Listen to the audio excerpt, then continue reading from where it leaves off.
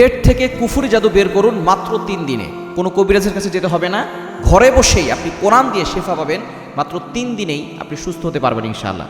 বর্তমানে অনেকেই দেখবেন আমাদেরকে কুফরি কালাম করে, ব্ল্যাক ম্যাজিক করে, এখন ঘরে ঘরে ছড়িয়ে পড়েছে। নবীজি সাল্লাল্লাহু আলাইহি সাল্লামকে কিন্তু ব্ল্যাক ম্যাজিক করা হয়েছিল, অনেকে এটা বিশ্বাস করতে চায় না।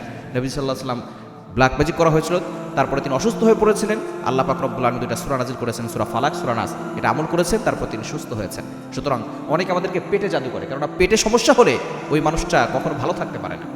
অনেকে পেটের ভিতরে কুফরি করে, স্বপ্নের মাধ্যমে কিছু খাওয়ায়, এভাবে হয় কি হয় না? অনেকে দেখবেন স্বপ্নের মাধ্যমে কি যেন খেয়েছে, আর সাথে সাথে পেট ব্যথা শুরু হয়েছে, পেট ব্যথার কমে না, ওষুধ খাচ্ছে, গ্যাস্ট্রিকের ট্যাবলেট খাচ্ছে, কিন্তু কোনোভাবেই পেট ব্যথা কমছে না। আপনি ঘরে বসে মাত্র 3 দিন আমল করবেন, দেখবেন আল্লাহ তাআলা এই কোরআনের মাধ্যমে আপনাকে শেফা দিয়ে দিবেন। আমলটা কিভাবে করবেন? আমলটা করার জন্য শর্ত হচ্ছে ওযু করে করতে হবে, পবিত্র অবস্থায় আমলটা করতে হবে, এবং 3 দিন আমল করবেন। 5 ওয়াক্ত নামাজের পরে আপনি আমলটা করে দিনে 3 বার খাবেন, সকালে, দুপুরে আর রাতে 3 বার। পানিতে ফু দিয়ে কীভাবে খাবেন আমি সেটা বলে দিচ্ছি। প্রথমে ওযু করতে হবে, দ্বিতীয় নাম্বার আপনি পবিত্র অবস্থায় আমলটা করবেন, এবং দ্বিতীয় নাম্বার হচ্ছে আপনি ইয়াকিন রাখবেন যে আল্লাহ তাআলা এই কোরআনের মাধ্যমে আমাকে শেফা দান করবেন, এবং 3 নাম্বার হচ্ছে কোরআন পড়া শুদ্ধ হতে হবে। কোরআন অশুদ্ধ করলে কিন্তু কোরআন দ্বারা ফায়দা নেওয়া যায় না।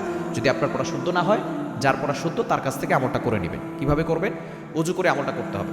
প্রথমে আউযুবিল্লাহ বিসমিল্লাহ সহকারে প্রথমে দুরূদ শরীফ একবার পড়ে নেবেন, এরপরে আউযুবিল্লাহ বিসমিল্লাহ সহকারে সূরা ফাতিহা 7 বার পড়বেন, তারপরে সূরা ফালাক 7 বার, সূরা নাস 7 বার, এরপরে পবিত্র কোরআনুল কারীমের সূরাতুন নাহালের 69 নম্বর আয়াত একটি ছোট্ট অংশ 21 বার পড়বেন।